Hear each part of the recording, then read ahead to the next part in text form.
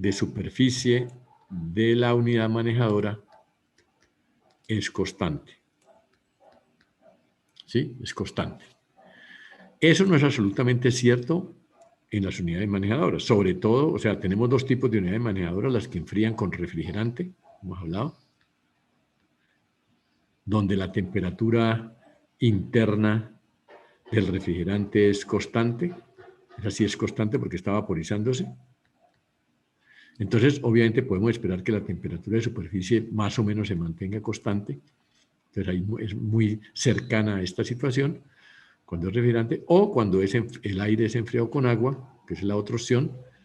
En ese caso sí ya no podemos decir eso, porque sabemos que el agua, pues sí, el agua si entra fría a 5 grados, pues saldrá por allá a 9. Entonces aquí ya la temperatura, si miramos por dentro del tubo, ya la temperatura del refrigerante, o sea, la temperatura del agua ya no es constante. Y si la temperatura del agua no es constante, pues menos será la temperatura de superficie que va logrando el tubo.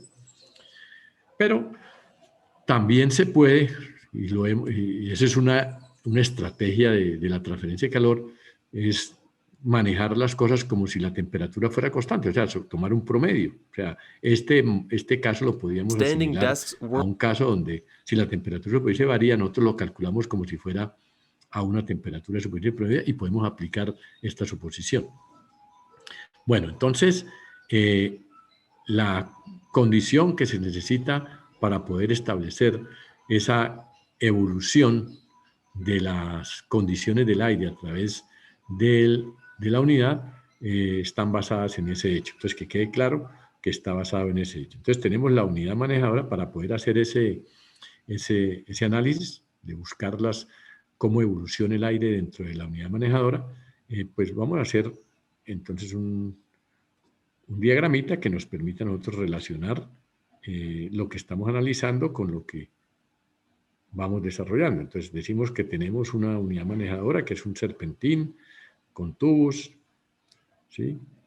Aquí estoy pintando poquitos tubos, en el cual hemos supuesto que la temperatura de superficie es constante, ¿sí? Es constante en todos los tubos, mientras que en otros estamos tratando de enfriar una masa de aire a través de él, que pues entra a una temperatura de bulbo seco 1 y a una humedad 1, o sea, un estado de sequedad y de humedad dados, los cuales pues obviamente nos permiten fácilmente obtener su entalpía de entrada, porque digamos ya sabemos que el cálculo de estas unidades se basa no en especificar individualmente estas dos temperaturas, sino se basa en integrarlas en el concepto de entalpía para aplicar la fórmula del potencial de entalpía. Entonces, esta H1 pues será la entalpía, ya lo sabemos, del aire a la temperatura de bulbo seco a la humedad, ¿sí? O la temperatura de bulbo húmedo si queremos, o sea, el ES acepta cualquier par y la presión atmosférica que estemos. Bueno, entonces tenemos esta condición y esperamos nosotros aquí obtener pues la temperatura de bulbo seco de salida exactamente y la humedad de salida, la humedad del aire de salida. Nosotros hasta ahora no hemos discriminado estos dos, pudimos resolver el problema valorizando solamente la entalpía 2, porque como el calor total es igual a la masa de aire por HA1 menos HA2, y para el calor, y para calcular el calor en la transferencia, es también calor total es igual a H sobre C sub P por A sub 0 por eficiencia superficial por la LMHD. Entonces aquí no hay sino entalpías. Entonces no necesitamos para nada ni las temperaturas ni las humedades. Entonces nosotros pudimos resolver ese problema del calor total sin necesidad de discriminar, pero ahora sí queremos discriminar. Ahora sí queremos discriminar. Entonces, para poder discriminar, debemos ver cómo evoluciona el aire desde la condición 1 hasta la condición 2. Entonces, digamos, suponemos que vamos a hacer aquí nuestra curva, digamos, psicométrica correspondiente a esta situación. Entonces decimos, por ejemplo, que el aire se encuentra en esta condición 1, aquí. Vamos a hacer corresponder a una temperatura de bulbo seco 1 y a una humedad 1. Vamos por aquí. Sí, aquí en la carta psicométrica. Y que está, digamos, si la unidad manejadora fuera infinitamente larga, ¿sí? Podríamos tener que este aire estas condiciones de salida serían saturadas e iguales a las condiciones de temperatura superficial. O sea, el aire se enfriaría hasta la temperatura de superficie, es lo máximo que puede hacer. ¿Sí? Enfriarse hasta esa condición. Ese sería el límite. Y ese límite, pues, corresponderá a una situación saturada. Entonces, digamos que la temperatura de superficie está por aquí. Entonces, el aire, decimos que el aire podría teóricamente enfriarse así y que la evolución, la voy a pintar aquí por ahora sí, la vamos a demostrar, es una línea recta. Realmente el aire no sale a esa condición al final, porque él sale por aquí, a una condición 2. Él no sale a esta condición. Para que llegue a esta condición de temperatura de superficie, ¿sí?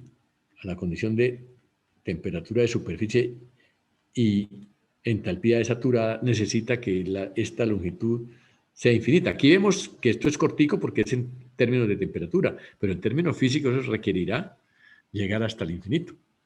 Entonces nosotros vamos a demostrar que esta línea es una línea recta si suponemos que esta temperatura de superficie es constante y por lo tanto la humedad de saturación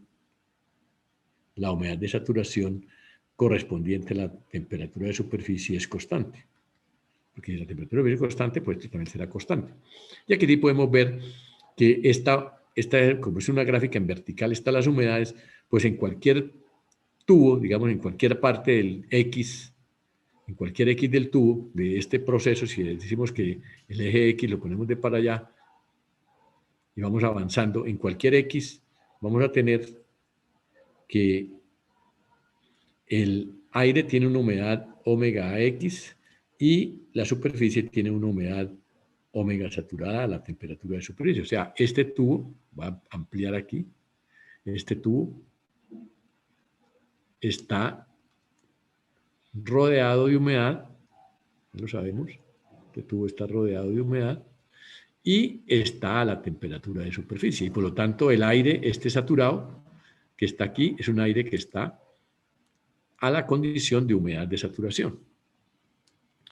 Lo mismo entonces está con respecto a las temperaturas. Aquí no se puede mirar porque estamos en los ejes verticales son de humedades, pero en términos de temperatura vamos a mirar que en este estado, pues el aire irá a una temperatura TAX y la temperatura de superficie será la temperatura T sub SX, que es constante. Entonces no tengo necesidad de poner T sub SX porque como es constante, no hay necesidad. Pues tenemos que el aire está a una temperatura TAX.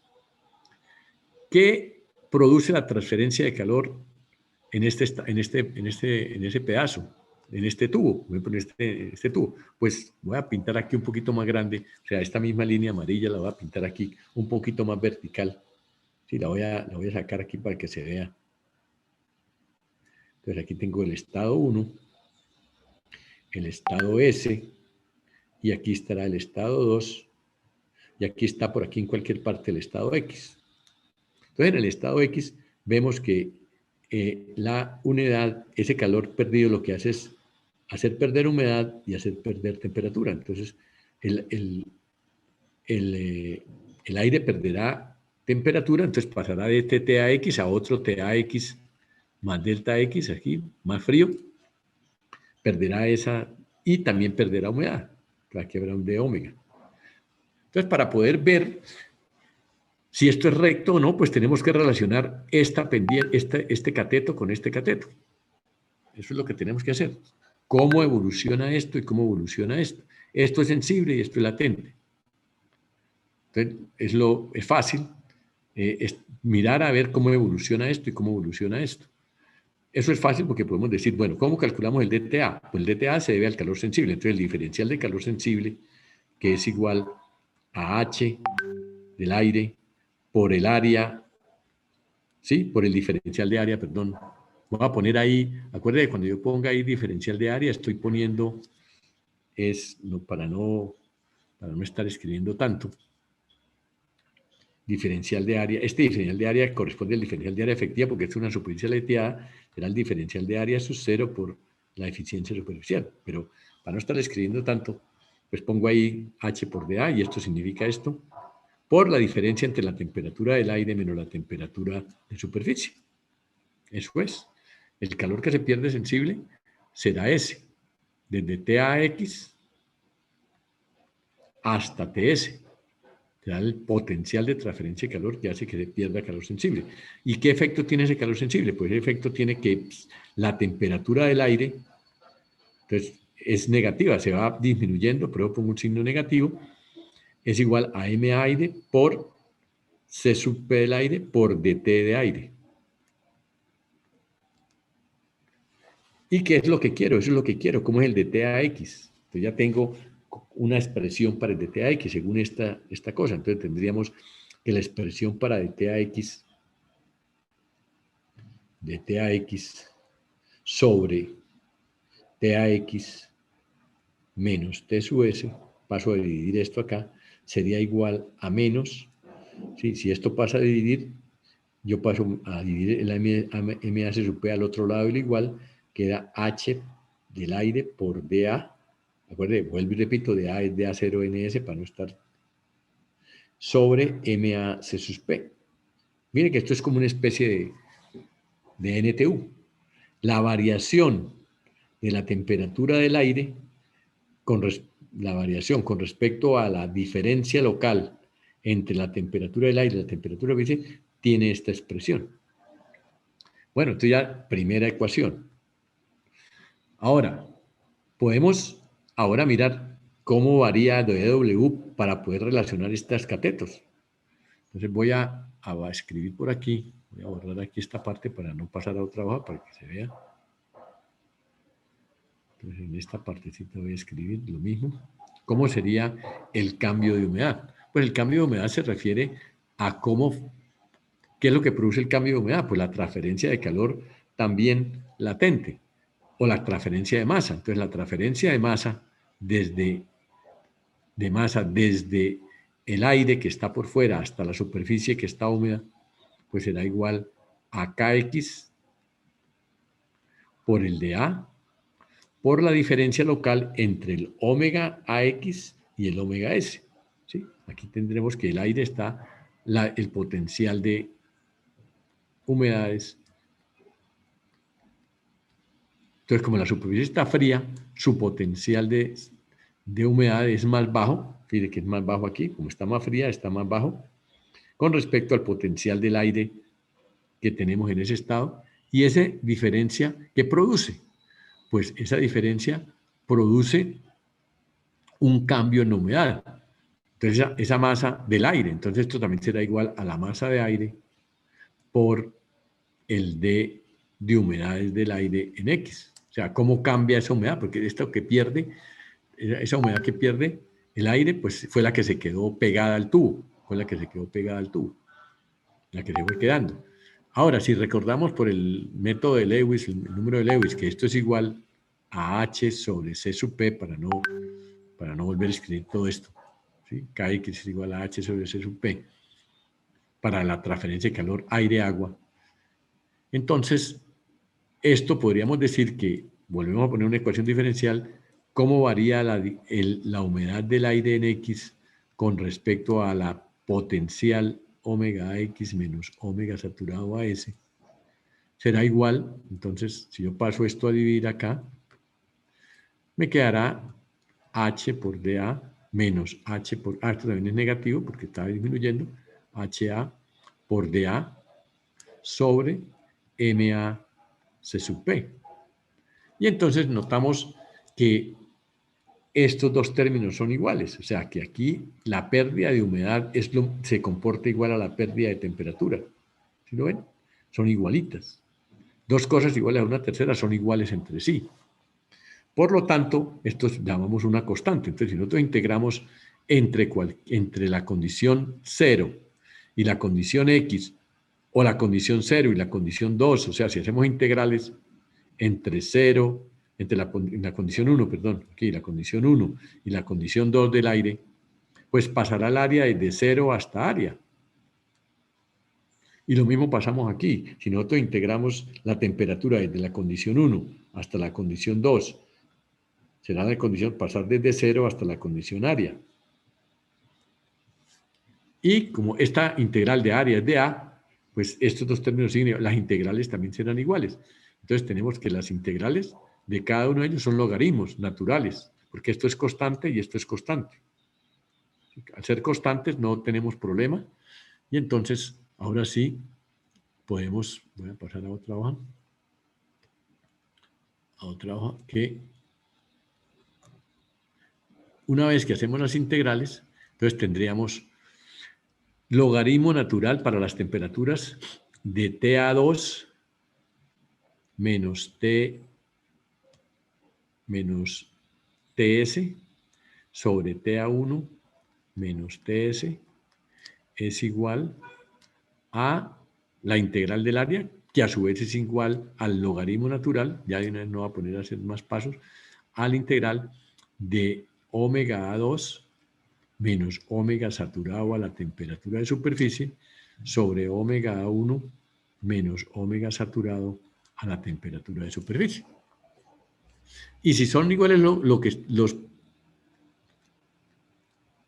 módulos de este logaritmo, pues son iguales entre sí. O sea, yo puedo quitar los logaritmos también. Voy a borrarlos. Y esto será igual a esto. Y si esto es igual a esto, también lo será 1 menos esto. Entonces, 1 menos esto quiere decir que esto pasa al numerador, este 1 pasa aquí para reducir a como un numerador. TS queda negativo y este menos con este menos se vuelve positivo, entonces se elimina. Entonces esto queda, después de hacer la operación de reducir a un común denominador, ustedes verán fácilmente que esto queda TA1 menos TA2 sobre TA1 menos TS, que ese se mantiene el denominador. Y hacemos lo mismo acá. Entonces aquí quedará omega A1 menos omega A2 sobre omega A1 menos omega S, omega saturado a la temperatura de superficie. Perdón, aquí está mal. Ah, sí, no, aquí sí es omega A2. Omega 2. Entonces, esto nos da que los cambios de temperatura, que sufre el aire con respecto a los cambios de humedad, sí, esto también lo puedo poner, TA1 menos TA2 sobre omega 1 menos omega 2, que es pasar esto aquí, será igual a T sub A1 menos TS sobre omega 1 menos omega saturado a la condición de superficie. O sea, lo que estamos diciendo es que los cambios, digamos, de un estado 1 a un estado 2 serán lo mismo que los cambios que se sucederían hasta el límite y son proporcionales. Al ser proporcionales podemos decir que estos son los catetos de un triángulo. Entonces, si nos miramos así, esto que está ahí representa precisamente eso mismo. Representa esto. Si yo tengo acá omega A1 y tengo acá TA1, tengo aquí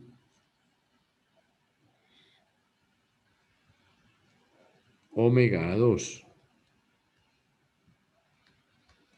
y TA2 y tengo aquí omega saturado a la temperatura de superficie y TS, entonces lo que está diciendo esta expresión es que este cambio de TA1 a TA2, o sea, este cateto, que es eso, es a este cateto, ¿sí? Omega 1 menos omega 2, como todo el cateto grande, como este cateto que es omega 1 menos omega S, o TS menos TA1 menos TS, todo este, El azul es al cateto de acá. Luego, obligatoriamente, para que eso se cumpla, independiente de dónde esté 2, porque aquí 2 puede estar aquí, aquí. Entonces, en cualquier parte donde esté se cumplirá la proporción. Entonces, cualquier punto que tenga 2 se cumplirá la proporción. Por lo tanto, la única manera de que eso se cumpla es que esta cosa evolucione como una línea recta. Y eso se llama la ley de la línea recta, que es una de las cosas que digamos, los diseñadores o las personas que estén en el ámbito del aire acondicionado deben tener en cuenta, ¿sí? La ley de la línea recta. No es que el aire en la realidad, el aire no evoluciona así, porque la temperatura, esa condición de que la temperatura sea constante, solamente la estamos teniendo aquí en la matemática. En la realidad es distinta. Pero allá el cambio será un cambio parecido, o sea, el cambio del aire será algo así como esto. ¿Sí? En vez de ser recta, será esto. Pero si nosotros tomamos, para efectos de entrada-salida, tomamos esta consideración, podemos no irnos de a poquito, sino tomar simplemente el global y los resultados serán válidos para las aplicaciones prácticas que nosotros tengamos. Ley de la línea recta. Bueno, ¿qué más podemos decir de esto que hemos encontrado aquí? De esto que hemos encontrado aquí podemos también decir que esto tiene un significado físico, que es que si miramos el intercambiador decimos que es TA1 menos TA2. TA1 menos TA2 con respecto a TA1 menos TS. TA1 menos T2 con respecto a TA1 menos TS, que es este lado con respecto a este, representa qué tanto nosotros pudimos enfriar el aire con respecto a su límite, al límite que nosotros tenemos, qué porcentaje de esa cantidad total pudimos lograr. Y eso sabemos que en la terminología de los intercambiadores, eso significa el concepto de efectividad. Efectividad de la transferencia de calor sensible. ¿Qué tanto pudimos enfriar con respecto al máximo? Y esa efectividad, entonces aquí, por la ley de la línea recta, vemos que esa efectividad se cumple tanto en términos de temperatura como se cumple en términos de humedad. ¿Sí? Entonces la efectividad también se cumple en estos catetos de arriba. Y también se cumple en las hipotenusas, o sea, si esto es un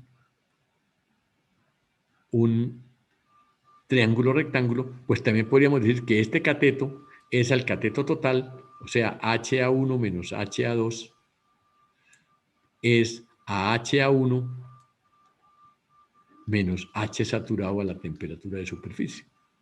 Entonces, la conclusión final es que por la ley de la línea recta encontramos una expresión matemática que representa esa ecuación de la línea recta, es que la efectividad de los intercambiadores de calor se puede expresar en términos de los cambios de temperatura del aire en un serpentín con respecto al máximo cambio que podría sufrir desde la entrada, y es igual a la humedad de entrada menos la humedad de salida, el cambio de la humedad que tiene el aire con respecto al máximo cambio que podría sufrir desde la entrada hasta la salida, y también es igual a el cambio de las entalpías del aire con respecto al máximo cambio de entalpías que podría sufrir nuestro serpentín si fuera infinitamente grande. Entonces ya tenemos esta es la expresión que nos faltaba para poder completar el cuadro para poder completar el cuadro de poder determinar las temperaturas de salida y humedades de salida, lo que nos faltaba para calcular el calor sensible y el calor latente. ¿Por qué? Porque esta de acá ya la sabemos, este es el calor total, el calor total transferido sobre el calor máximo. Acuérdense que el calor total pues será, si multiplicamos arriba por la masa, y aquí por la masa de aire, pues tendremos que, se puede ir, pero este es el calor total real sobre el calor teórico máximo que se podría transferir. Por lo tanto, esto es nuestra famosa efectividad. Y esa efectividad, ya habíamos dicho que esa efectividad depende, lo habíamos demostrado anteriormente, esa efectividad también depende de lo físico. Y sabíamos que era igual a 1 menos el exponencial de menos h del aire a su 0 en eficiencia superficial sobre m aire c sub p. O sea, para un intercambiador dado, esa efectividad depende de lo físico, qué tanta área, qué tanto coeficiente, qué tanto masa de aire estamos poniendo, que sí, todos estos factores esto influirán en la determinación de la efectividad. Y si cambia esta efectividad, pues cambiará también los valores de las entalpías que salen y las humedades que salen. Entonces, estas dos ecuacioncitas, esta ya la habíamos demostrado antes, ¿sí? La forma analítica de expresar la efectividad como función de las propiedades físicas y de transferencia de calor de un serpentín, y ahora la demostración que a través del concepto de evolución de línea recta, esa efectividad física va a afectar las condiciones de salida de nuestro equipo. Con estas dos ecuacioncitas adicionales que serían, digamos, las 7 y la 8, no sé, en el listado de las ecuaciones que nosotros hemos desarrollado para calcular el calor total, podríamos entonces desarrollar el proceso para encontrar TA2 y omega 2 específicamente, y después en la ecuación 9, ya que después de que encontremos TA2 y omega 2 específicamente, podremos tener que el calor sensible pues será masa de aire por C sub P del aire por TA1 menos TA2, el cambio sensible, y después de que la encontremos, y el calor en la 10, el calor latente será, de la unidad, será masa de aire, ¿sí? Por el cambio de humedades, omega A1 menos omega A2, por el calor latente de vaporización, ¿sí? Ya tendremos cuánta masa total se recibió el aire, y ese por el HFE nos dará el calor total latente. Y una vez que tengamos el calor sensible y el calor latente, pues ya sabemos dónde está. Además, si tenemos otra cosa que podemos decir, es que si tenemos TA2 de un punto 2, si tenemos TA2 y tenemos omega 2, pues podemos calcular cualquiera de la entalpía HA2, que ya la teníamos, y podemos calcular la humedad relativa, ¿sí? ¿Cuál será? Humedad relativa. Podemos calcular también la presión parcial, podemos calcular la temperatura de bulbo húmedo, 2, ¿sí? Que son derivadas de este par de condiciones, o sea, el estado del aire al final lo vamos a conocer exactamente. Bueno, entonces, basado en estas ecuaciones que hemos encontrado, ya podemos ir a nuestro programa, al programa que habíamos desarrollado hasta ahora, de solamente calcular el calor sin necesidad de discriminar, para poderlo discriminar utilizando este procedimiento. ¿Y cómo se hace? Pues acuérdense que todo esto lo conocemos, ¿sí? Todo esto es conocido. El coeficiente de transferencia de calor del aire, la masa que queremos enfriar, todo. Entonces la efectividad será un bola-bola, ¿sí? Una vez que tengamos la efectividad, pues nos vamos a esta ecuación, porque en esto tenemos HA1 y HA2, lo conocíamos. Sí, acuérdense que HA2 la determinamos sin discriminar el estado, o sea, HA2 aquí, HA2 fue conocida, lo que no sabíamos era dónde estaba el punto 2 exactamente, pero todos estos puntos 2 tienen la misma entalpía. Entonces, ahora sí vamos a saber dónde está exactamente.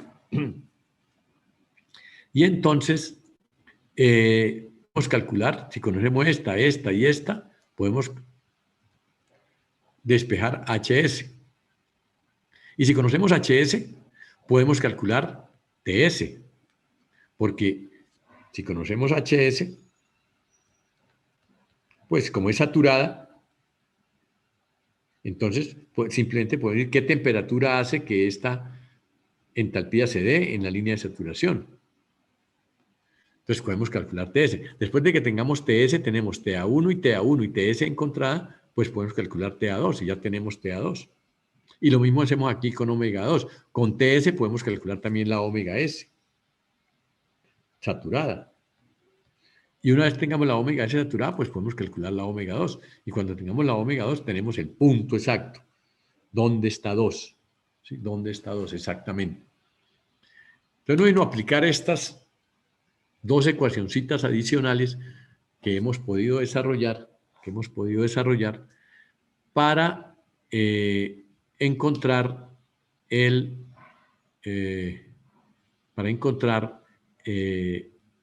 el estado del aire en la salida. El estado del aire en la salida. Entonces, para comprobar eso, o para hacerlo más, que sea más asequible a ustedes, o sea, que lo vean con números, pues vamos a llevarlo al programa, a un programa. Tenemos el IES que nos ha ayudado, entonces abrimos el IES y vamos a mirar entonces el programa que hace eso, ya que hace completa ese análisis.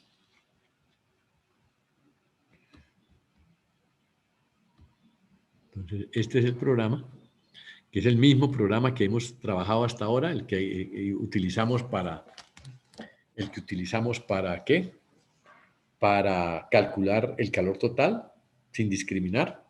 Entonces decíamos, bueno, los datos son los mismos, un intercambiador de 18 metros cuadrados, con un área interior de 8 veces más pequeña por las aletas, con un tubo de espesor 0.01, con una conductividad del material de 0.08. Estos son conductividad, pues estos obviamente son kilovatios, dividido por metro, grado centígrado. Esto es, digamos, las unidades de conductividad, ¿no? Ya sabemos que esas son las unidades de conductividad. La buscamos, que si es cobre, que si es acero, que si es aluminio.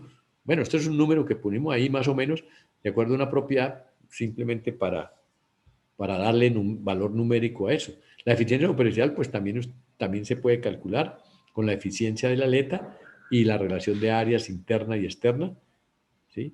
Y entonces se puede encontrar esta eficiencia superficial. Tampoco la he calculado acá. El H del aire también hay que calcularlo. Esto es un coeficiente de transferencia de calor que hay del aire con respecto al elemento que hay que calcularlo. ¿Cómo se calcula? O sea, yo aquí lo puse con un número, pero si nosotros quisiéramos hacer un programa, tendríamos que meter aquí, o sea, cambiar esta sola línea, cambiarla por unas 10 líneas o un procedimiento en donde calculáramos ese valor a partir de lo que es la geometría del intercambiador. O sea, sería algo así como esto.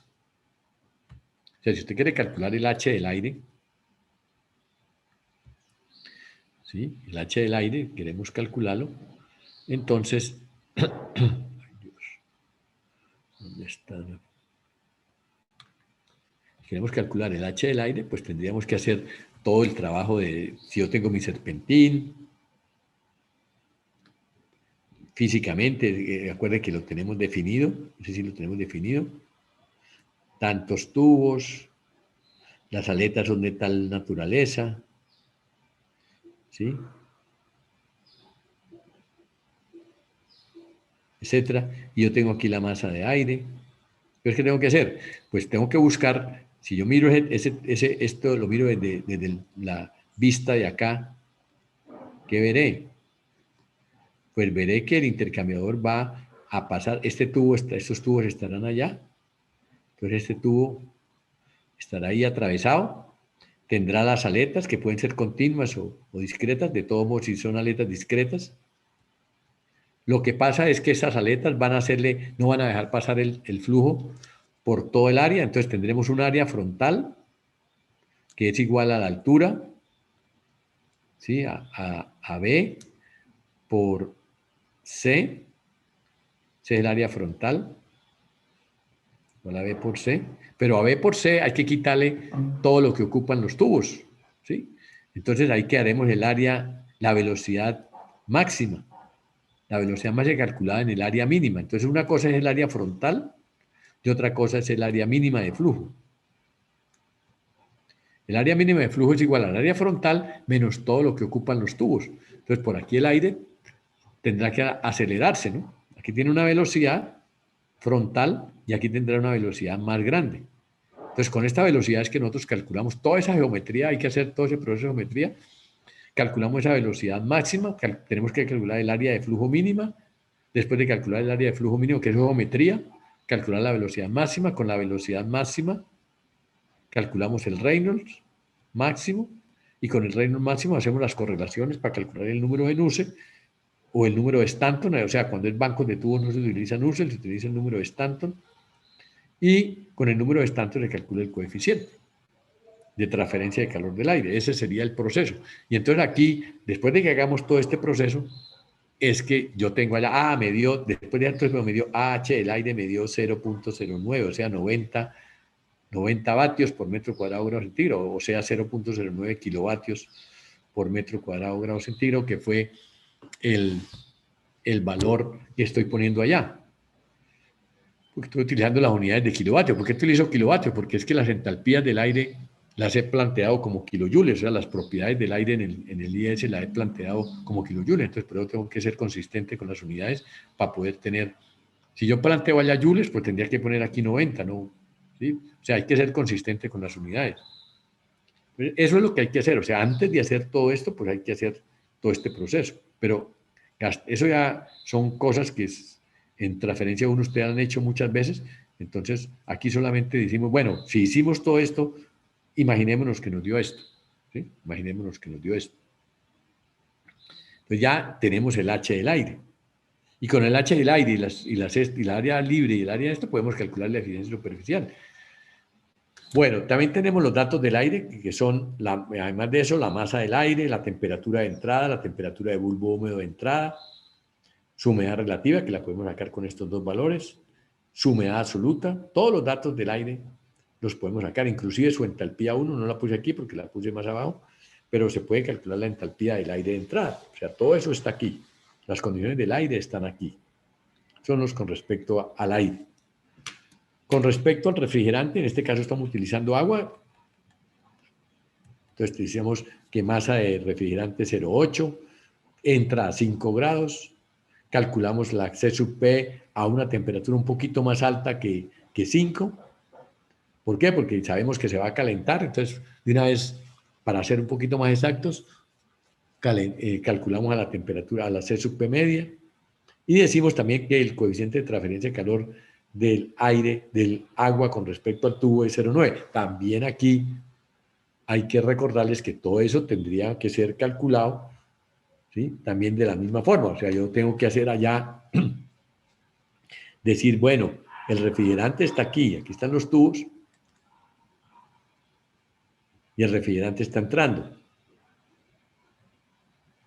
Entonces yo tengo que decir, bueno, son 3 tubos aquí, entonces aquí tiene, digamos, 0,9 kilogramos. Entonces, de los 0,9 en 3 tubos, entonces por cada uno se da 0,3, 0,3, 0,3 y 0,3. Este 0,3 definirá una velocidad en el tubo, de acuerdo al diámetro del tubo. Tengo que tener los conocimientos del diámetro del tubo. Con esa velocidad calculo el Reynolds, con el Reynolds calculo el Nusselt y con el Nusselt calculo el H. Entonces, ese también es otro procedimiento que hay que ejecutar. Lo he, digamos, enmascarado, ¿sí? Para decir que después de hacer todo ese cuento nos da 0,9. Esto es solamente para no confundir y no agrandar más el chico de la dificultad pues que tiene meterse en cálculos de unidades manejadoras donde el potencial ya no es con temperatura, sino con entalpías, o sea, la famosa diferencial media de entalpías logarítmica. ¿Sí? Entonces volvemos otra vez. Lo único que tenemos que hacer, pues, para calcular el calor total es decirle al ES, hágame el favor y me tantea una H, usted sola me tantea una HA2 tal. Yo lo puedo hacer por mi cuenta. Entonces, en ese caso, cuando sea tanteo, yo digo, cambio esta por esta. Pero cuando yo ya sé más o menos por dónde está, que lo hice la primera vez, ya lo hicimos la vez pasada, le digo, usted hágalo usted, señor ES, y tantéeme un HA2 que haga que estas tres calores sean iguales, tanto el calor por el aire, el calor por el refrigerante y el calor que se transfiere a través de la pared de tubo, que es este.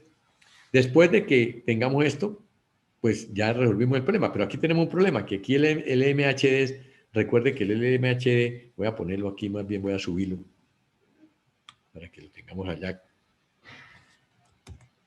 voy a ponerlo arriba, para que veamos como en términos de secuencia. El LMHD, ¿sí?, necesita la entalpía saturada del aire en la condición de entrada, la entalpía saturada del aire en la condición de entrada y de salida. Entonces, eso no los tenemos. Pero para poderlos tener, les vuelvo a recordar, tenemos otra herramienta que es la famosa constante del serpentín. La constante del serpentín que depende de lo físico. Entonces calculamos la constante del serpentín, que es física, con los coeficientes, con las áreas, con las conductividades, etc.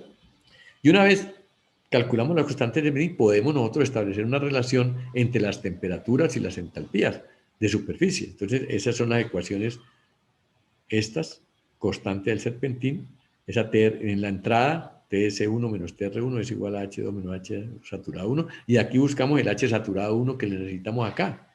¿Sí? Entonces, esto es lo que nos falta. Nos faltan estas dos. Aquí puedo poner también resaltadas que nosotros nos faltan esas dos. Nos falta esta y nos falta esta para poder resolver nuestro problema.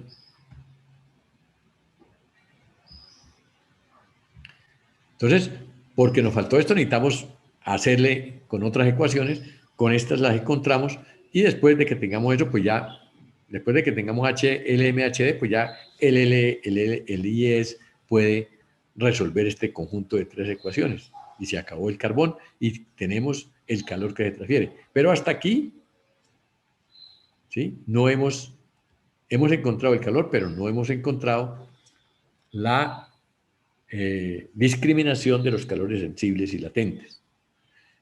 Debemos entonces adicionar código para calcular las condiciones de salida efectivas y las condiciones de calor sensible y latente que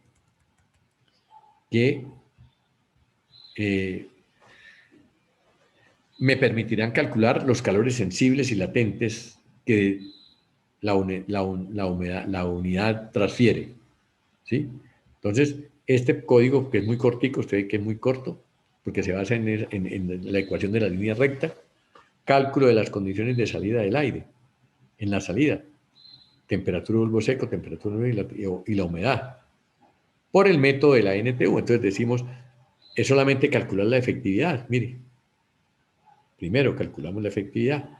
El NTU, pues es H a su 0 NS por M. Calculamos todo esto, lo conocemos, calculamos la efectividad y aplicamos entonces el concepto de efectividad de la línea recta en términos de entalpía. Como conocemos HA1, HA2 de lo de arriba, despejamos HA saturado a la temperatura de superficie. Despejada la temperatura del HA saturado, calculamos la temperatura de superficie promedio, porque esa entalpía pues tendrá que cumplir con esta condición. O sea, en la saturación, la entalpía del aire saturado a esa temperatura tiene que ser la entalpía saturada. Entonces ponemos R igual a 1. Con la temperatura de superficie promedio, que es la acabamos de calcular, ¿sí?, podemos despejar entonces TA2, porque la efectividad ya la calculamos. TA1 la conocemos, TS promedio la acabamos de calcular, entonces podemos despejar TA2. Y lo mismo hacemos con omega 2. Pero necesitamos también la humedad de saturación, que es la humedad de saturación. Esa también corresponde entonces a la misma condición de humedad saturada a la TS promedio, o sea, en la línea de saturación, en R igual a 1. Y ya, entonces con este conjunto ya tenemos TA1, TA2 y omega 2. Una vez que tenemos TA2 y omega 2, podemos calcular QS y QL. Y el HFG, pues, es el calor latente de vaporización del agua a la temperatura de bulbo húmedo del aire, Y ya podemos calcular, digamos, una condición más específica, cuál es la humedad relativa del aire a la salida, por ejemplo, qué tan saturado está. Podemos calcular el calor total, que lo pongo, este calor total sí, debería ser igual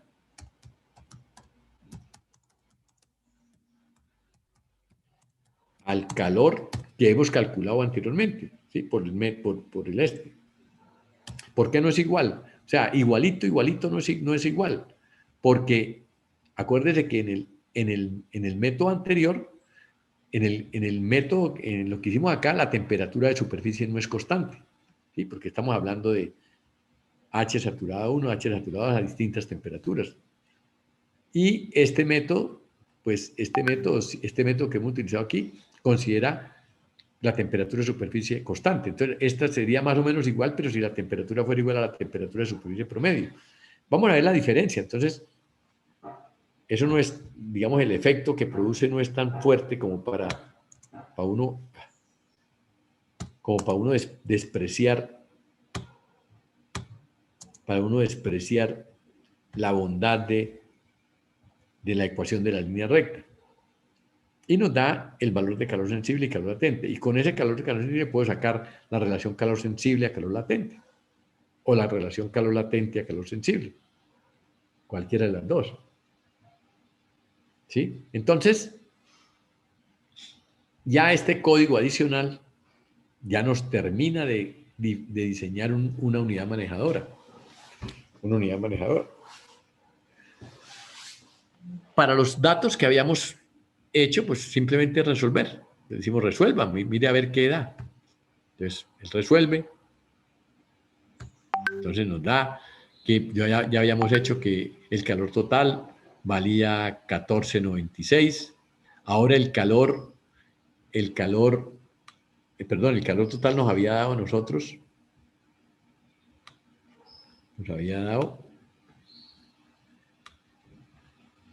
en el otro caso,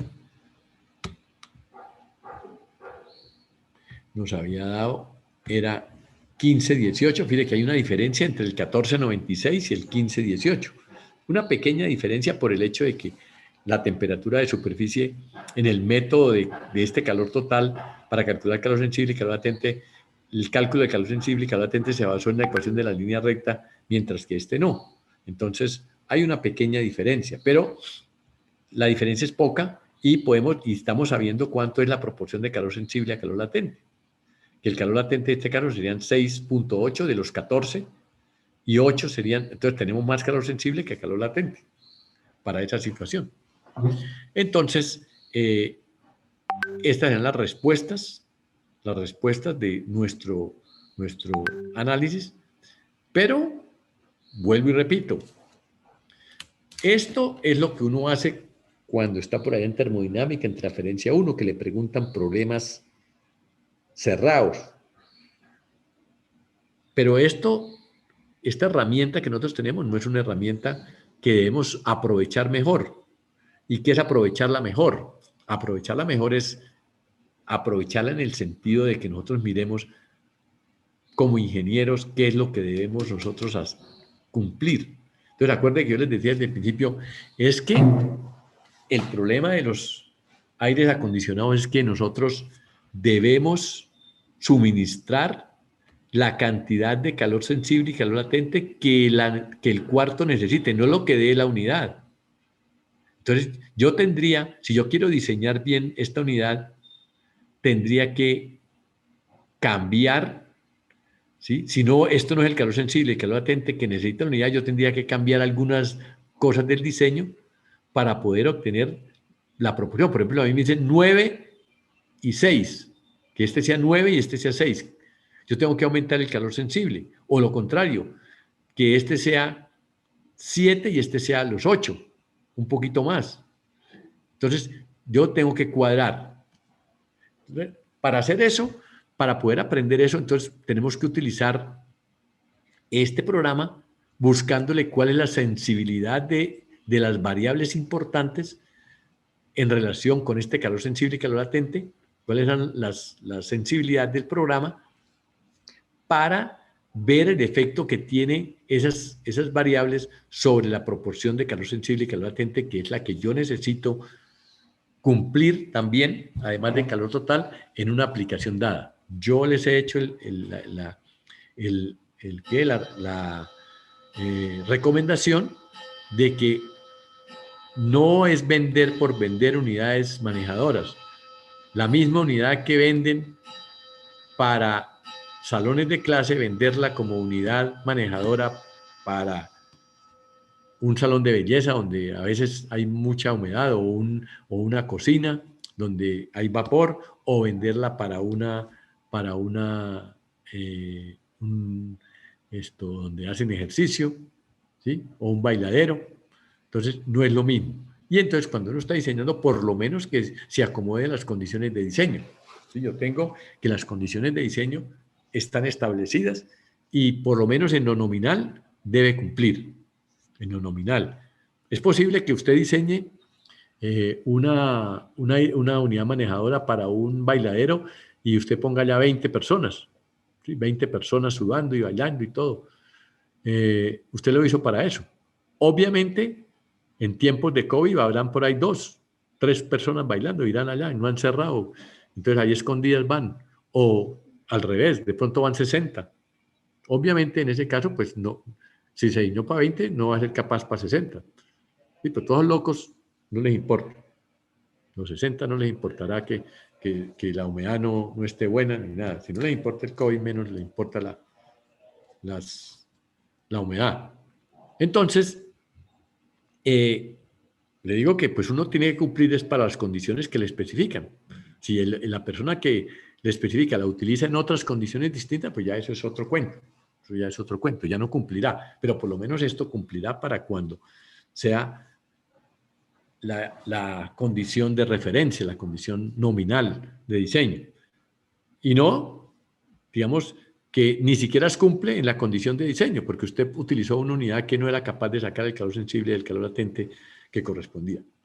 Bueno, entonces, ¿de qué se trata? Se trata de que nosotros vamos a hacer unos ejercicios, que este programa nos sirva para hacer unos ejercicios en donde miremos la sensibilidad del calor sensible y del calor latente respecto de las variables que yo pueda manejar en un diseño. Por ejemplo, yo podría decir, ¿qué pasaría si yo aumento, si yo tengo problemas con el calor sensible y el calor latente y yo no quiero cambiar mucho lo físico y entonces simplemente lo hago poner más flujo de agua o menos flujo de agua? ¿Sí? Solamente con aumentar el flujo de agua yo puedo tratar de manejar eso. ¿Sí? De manejar eso. Inclusive eso es útil de saber, bueno, y si yo aumento el flujo de agua o cambio la temperatura de entrada, que no sea 5, sino 6 o 7 o 4, ¿qué pasaría? ¿Qué pasaría si yo cambio la masa de aire? Si yo estoy diciendo, ¿qué pasaría con el factor de calor sensible, perdón, con la proporción de calor sensible y calor latente, si yo aumento la masa de aire y no cambio la unidad? O definitivamente tengo que cambiar la unidad. Yo cambio el A sub 0, pongo más área, ¿sí? Y arreglo los tubos de manera que los coeficientes de transferencia de calor se cambien. Cuando yo cambio la unidad, pues obviamente cambiaré, sin cambiar la masa de aire, pues cambiaré los coeficientes también. Masa de aire y cambiaré el coeficiente. Entonces, eso es lo que debemos nosotros hacer un estudio, o sea que este es el análisis que verdaderamente debe hacer uno para tener digamos, un criterio de qué es lo que debe hacer cuando está enfrentado a un problema donde no se le cumplen las condiciones que nosotros necesitamos. ¿Ven? Esas serían las variaciones. Entonces, lo que vamos a hacer ahorita es, basados en este programa, ¿sí? Vamos a hacer, no vamos a quedarnos ahí, sino hacer un análisis de sensibilidad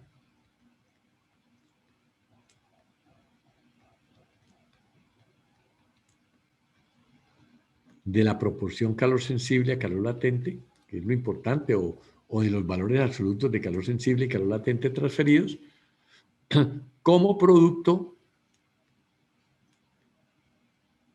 de la modificación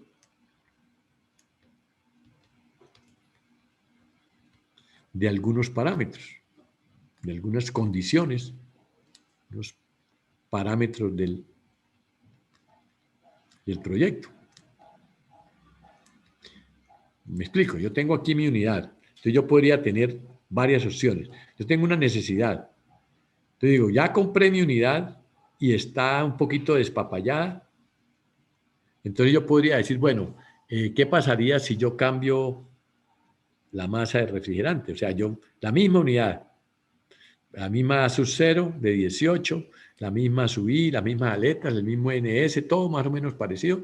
Ni siquiera he cambiado la masa de aire, cambios la masa de refrigerante, por ejemplo, para ver si logro cuadrar ahí el calor sensible y el calor latente. A ver si logro con esa unidad. ¿Sí? Eso puede ser una. No, no es, como yo les he dicho, pues cuando uno quiere hacer sensibilidad, análisis de sensibilidad, pues no lo puede hacer variando las tres a la vez. Voy a variar la masa refrigerante, voy a variar la masa de aire, voy a variar el A sub cero, ¿sí? Voy a hacerlo más grande, porque ni sabe qué es, para dónde tiró cada uno. Entonces, uno lo hace de a uno y después de que lo haga de uno, si no cumple, pues entonces puede dejar este y cambiar el otro. Entonces, ahí lo hace de a poquito. ¿Sí? Para cambiar dos o tres, ya lo tiene que hacer mirando la tendencia de este. Bueno, entonces vamos a mirar, por ejemplo, el cambio de la masa de aire sin cambiar la unidad, sin cambiar, pues, masa de aire. También, si yo cambio la masa de aire, tengo que cambiar el H del aire, porque el H del aire depende de esa masa de aire. Si yo no cambio lo físico, pues tendré que cambiar ambas. ¿Sí? Estas serán pegaditas porque esta H del aire depende de la masa de aire. Y si cambio la masa del refrigerante, también tendré que cambiar el H del refrigerante si no he cambiado los tubos, o sea, si lo físico no lo he cambiado. Entonces tendré que cambiar ambos a la vez, ¿sí? Porque si cambio esto, eso allá pasará algo con respecto al H del refrigerante. Y tendría que, pues, tener todo el programa ese que me permitía calcular el H del refrigerante y todo el programa que me permitía calcular el H del aire. Pero más o menos lo vamos a hacer ahí a lo bruto, ¿sí? Es decir, si cambiamos la masa, el H del refrigerante subirá un poquito. ¿Sí? Eso hay una relación, ¿sí? Ustedes saben que si se sube la masa y si es el mismo tubo, pues subirá la velocidad, subirá el Reynolds y tiene que subir el H un poquito. No es que suba mucho, pero sube. Y si lo bajamos, pues baja. Y vamos a dejar constante lo demás. Entonces vamos a mirar el efecto, por ejemplo, de esto. ¿Sí? El efecto de esto. El efecto, por ejemplo, del área. Eso lo haremos después. Entonces vamos a mirar principalmente manejando los flujos. Manejando los flujos. ¿Qué pasaría? O inclusive manejando la temperatura. Aquí también ponemos la temperatura del refrigerante a la entrada. Los 5 grados que tenemos allá. Entonces, para eso, pues vamos a poner, pues tenemos que poner una tabla donde pongamos todas estas variables, todos estos parámetros como variables, para no estar cambiando, ¿sí? Y mirar qué resulta.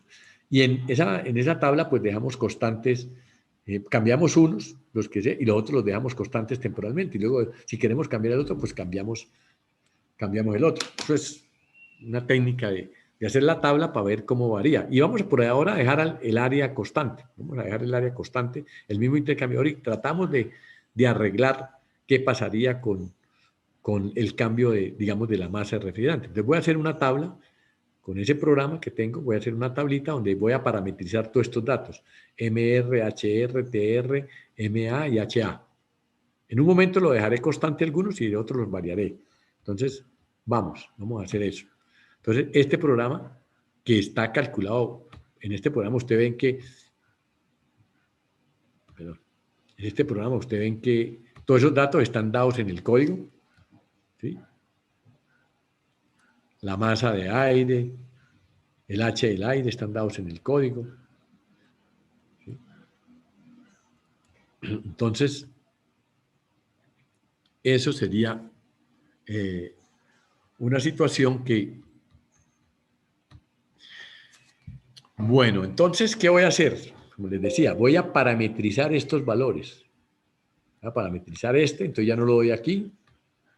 Voy a parametrizar. Acuérdense que estos dos están relacionados. Voy a parametrizar aquí. Voy a parametrizar la masa del refrigerante. Voy a parametrizar la temperatura de entrada también. Voy a parametrizar el H del refrigerante por ahora.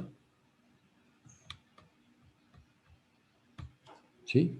Y voy a correr eso, ¿sí? A correr un programa que me permita a mí calcular. Aquí tengo cuántas, 5 parametricé, 1, 2, 3, 4 y 5. Que no se nos olvide que tenemos que hacer 5 parámetros allá en nuestra tabla y cuáles son para poder decir cuál es la tendencia que tiene. Entonces hago una tabla, digo, nueva tabla paramétrica y te voy a meter los 5 valores. Entonces ahí tiene H del aire, una. La primera, masa del aire, la segunda. H del refrigerante, pues ahí también está. La debemos parametrizar. La masa del aire y la masa del refrigerante. Están acá. Y la temperatura de entrada. Yo creo que son las 5 que están. Temperatura de entrada del refrigerante. Listo. Y tenemos que en nuestro caso, esta es la tabla, que en nuestro caso, pues los datos que hemos puesto allá abajo, ponerlos. Ah, me faltó, qué burro. Vamos a parametrizar eso, pero necesito saber qué efectos producen en el calor sensible, el calor latente y el calor total. Entonces, calor sensible, calor latente, calor total, calor sensible y calor latente. Listo. Entonces, eso es lo objetivo es que si cambiamos esto, nos va a ver qué pasa con estos. Voy a poner, por ejemplo, ahora los datos que teníamos. H del aire era 0.09, creo que era. Lo voy a poner constante. El H del refrigerante habíamos puesto, ¿cuánto? A ver, H del refrigerante era 0.9, era 10 veces más grande, obviamente, porque es un flujo de 0.9. 90 vatios, 900 vatios por metro cuadrado. Voy a poner los constantes, lo mismo, o sea, voy a hacer el mismo programa. La masa de aire habíamos puesto 1. 1. La masa de refrigerante habíamos puesto 0.8, creo.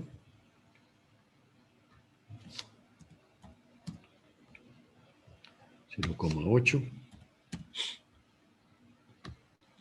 La temperatura del refrigerante en la entrada la habíamos puesto 5. 5. Y OK. Entonces ya he puesto los mismos valores que teníamos allá, ¿no? 0.8, 5, 0.9, ahí está igual. Obviamente, si yo doy los datos, en vez de darlos aquí en la esta, los doy en la tabla, ¿sí? Los doy en esta tabla, pues ella me calculará. Y estos, cuando yo dejo todos constantes, pues todos estos serán constantes. Pero vamos a mirar que nos da la misma respuesta que habíamos hablado. O sea, la miramos en la tabla, que es más fácil. Entonces, aquí tenemos que para estas condiciones, lo había dado. El calor sensible era el calor latente 6.85, el calor latente 8.1. La relación de calor sensible dividimos 8.1 por 6.85 da unos 18.2 y el calor total 14.90, algo como 15 kilovatios. Entonces, esa es la cantidad de lo que cómo se comportaría el sistema si estos fueran los datos. Pero como nosotros vamos a hacer parametrización de algunos, entonces empecemos. Entonces, esta tabla, empecemos con la masa de aire. Entonces, vamos a llamar esto el parámetro masa de aire. y por lo tanto masa de aire H del aire, ¿sí? Porque si nosotros cambiamos esto, tenemos que cambiar ambos un poquito. O sea, la masa del aire y el H del aire son hermanitos. Entonces, y los otros los dejamos constantes. Entonces, ¿qué esperaríamos respecto del calor sensible y del calor latente si sobre una misma unidad, fíjate que aquí no estamos cambiando el área, hiciéramos un cambio de la masa de aire, o sea, le impusiéramos más masa de aire? ¿Sí? Vamos a decir que este 1, entonces vamos a pasar de 1 y vamos a incrementarlo de incrementos de 0,1 o de 0,05. O sea, vamos a aumentar un poquito la masa. Todo 1 kilogramo por segundo siempre son.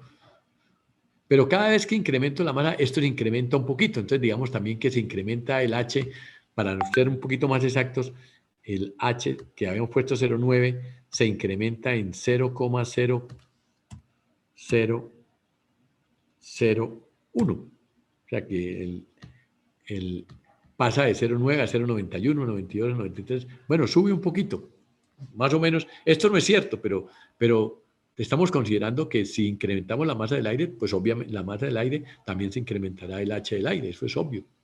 Y entonces vamos a representar, digamos, a recrear más o menos bien. Lo demás lo dejamos constante, el refrigerante no lo vamos a cambiar. El agua entra a 5, 0,8 y el H del refrigerante, pues obviamente será igual a 0,9, entonces no lo cambiamos. Simplemente estamos parametrizando el efecto de la masa de aire. Bueno, ¿qué esperaríamos nosotros del hecho de que la masa de aire se incrementara con respecto a lo que estamos buscando? Calor sensible y calor latente. ¿Qué esperaríamos nosotros? Con respecto al calor total primero, con respecto al calor sensible y calor latente. ¿Qué esperaríamos con respecto al calor total? ¿Qué esperaríamos? Es la misma unidad. No hemos incrementado su tamaño. El calor total aumente, ¿no? Aumenta un poquito porque de todos modos el coeficiente de transferencia de calor del aire incrementó y el calor total tiene que incrementarse un poquito. Pero ahora, con respecto a la proporción calor sensible y calor latente, ¿qué esperaremos nosotros? Que esa proporción se incremente o se disminuya. O sea, que el calor sensible aumente con respecto al latente o el calor latente aumente con respecto al sensible. La proporción disminuye, ¿no? La proporción, dice usted, proporción disminuye, o sea, quiere decir que más calor latente que sensible, ¿sí? Porque estamos hablando de sensible a latente, ¿sí? ¿No se mantendría igual? Entonces, uno dice que se disminuye, otro dice que igual, y habrá otro que dirá que aumenta. De ahí no sale, ¿no? De esos tres no va a salir, ¿sí? O como dice, un partido o empate o gana el Bucaramanga o gana el otro. Ahí no se sale. Entonces, o hay empate o gana el uno o gana el otro. Pero el sentido común, el análisis que nosotros hagamos de esto, ¿a dónde nos podría llevar?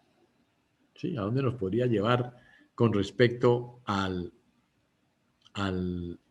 qué? A esa situación. Hagamos un análisis más o menos lógico.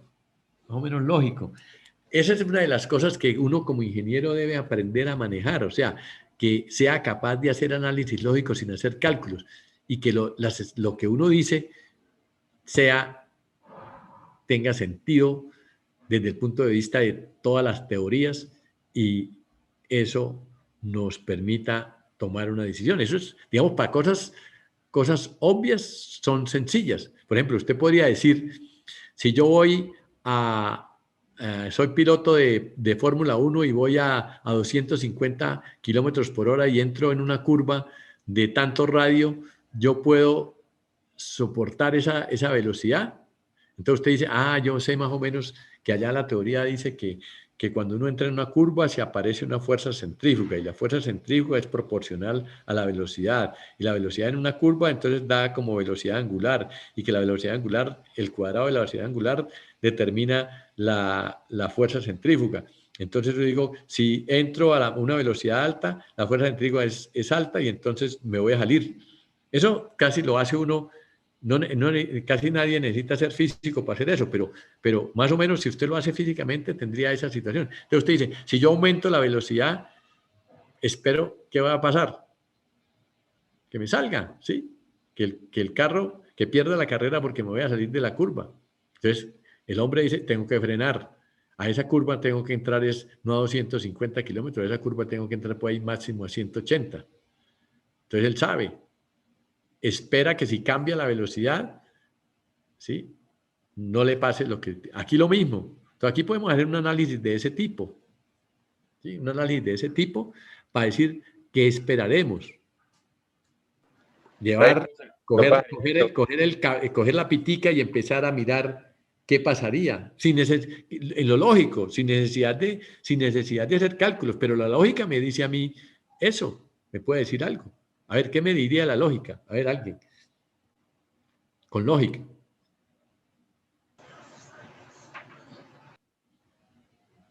Sí, iba a hablar alguien, perdón que lo interrumpí. Que yo estaba pensando era eso, que el calor latente aumentaría. Que el calor latente aumentaría. ¿Por qué? Entonces, esta es ¿por qué? O sea, yo lo que uno como ingeniero tiene que decir es ¿por qué? Porque si no, viene el otro y le dice, no, usted está agarrado, eso no es así, mire, le da 3 cachetadas y lo saca. Sí, usted dice, vamos a Yo creo que sí, porque la masa del agua aumentaría, ¿no? La masa de agua que está entrando. La masa del agua, no, pues fíjate que aquí estamos considerando un caso donde la masa del agua la estamos dejando constante. Pues la masa del agua que está en el aire, o sea, pues obviamente la masa de la mezcla aumentaría, pero la masa usted de dice agua... que la masa del aire, pero es que la masa del aire no depende de la masa del aire, depende de las humedades relativas, o sea, la transferencia no depende nunca de la cantidad de masa total que haya, sino de la cantidad relativa. Y eso no está cambiando porque está entrando a la misma condición. La humedad relativa, los kilogramos de vapor por kilogramos de aire seco no cambian porque usted meta 1 kilogramo o porque usted meta 1,45. ¿Sí? Si la temperatura no la estamos cambiando, la temperatura de bulbo seco y bulbo húmedo no la estamos cambiando, esa humedad relativa no está cambiando. Y esa es la que manda, no manda la cantidad de aire. Pues, esas son cosas que, mire, que eso es un análisis. ¿Sí? Una cosa es lo cosa relativa y otra cosa es lo absoluto. ¿Sí? En absoluto sí cambia la cantidad de agua que entra, pero en relativo no, porque la temperatura no le cambia. Si yo dijera, vamos a cambiar la temperatura de bulbo seco y bulbo húmedo, entonces tenía que poner aquí otras columnas para ver el efecto de la condición de entrada, y ahí sí diríamos. Sí, ahí sí diríamos eso. Pero por ahora no. Ahora estamos cambiando solamente la masa. Las magnitudes relativas no las he cambiado. La magnitud relativa es la que manda. Entonces, por ese lado no podría aumentar el calor latente. Pues el calor viene siendo, no es masa aérea por el delta H, ¿no? Sí. Entonces, como están directamente proporcionales, pues aumentaría, por eso es que aumentaría el calor latente, ¿no? Porque la masa de aire aumenta. Pero sí que si la masa de aire, es que ahí es donde está usted no, están, mejor dicho, póngale cuidado. Podemos hacerlo de esta manera. Ya hemos dicho que el calor total aumenta, pero no porque haya esto, ahí sí porque hay más masa de aire. Pero la diferencia H1 menos H2, miremos primero, vamos a poner aquí, ¿qué esperaría usted del HA2? Entonces, vamos a poner aquí en la tabla, insertar variables, vamos a mirar la primera, solamente el HA2. ¿Qué esperarían ustedes del HA2? Que ese HA2 aumentara o disminuyera. Pues, profe, también aumenta porque hay más aire, ¿no? Le entra más. Acuerdo. Miren ustedes que el calor total puede aumentar sin necesidad de que el H2 aumente. El H2 no puede, usted dice que el HA2 aumenta o disminuye. Al haber más calor, habrá más. Acuérdense que es una diferencia, H1 menos HA2. Supuestamente, si hay más calor, el HA1 menos H2 sería más grande. Entonces, el H2, según esa teoría, tendría que disminuir más. Pero aquí vamos a ver que aumenta un poquito, una miguita. ¿Por qué? Porque a pesar de que hay aumento de calor, también hay aumento de masa. Entonces, en la fórmula que estamos viendo allá, ¿sí? Estamos mirando calor total es igual a masa de aire por HA1 menos HA2. Por ahora decimos que el HA1 es una constante, ese no lo hemos cambiado, está quieto. Entonces, ¿por qué aumenta el calor total? Pues obviamente aumenta porque aumenta el coeficiente de transferencia de calor.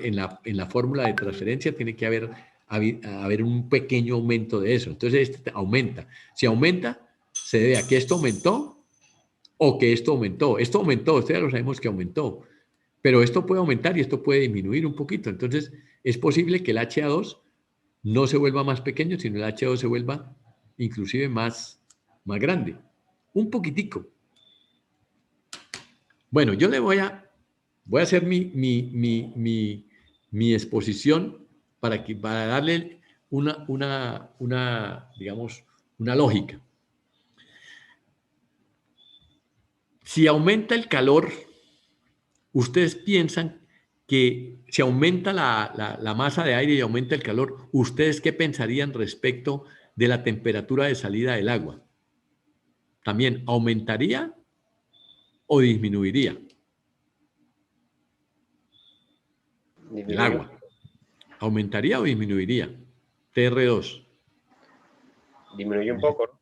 ¿Cómo? Disminuye un poco. ¿Pero por qué va a disminuir si estamos transfiriendo más calor?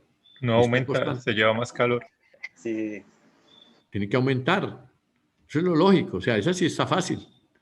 ¿Sí? Si yo digo que si yo dejo la masa de agua constante, masa de refrigerante constante, y la temperatura de entrada constante, y transfiere un poquito más de calor, pues tiene que aumentar un poquitico.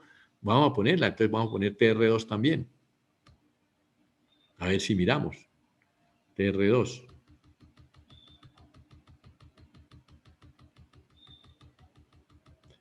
La cosa no es tan sencilla, pero de todos modos son cosas que se tienen que empezar a...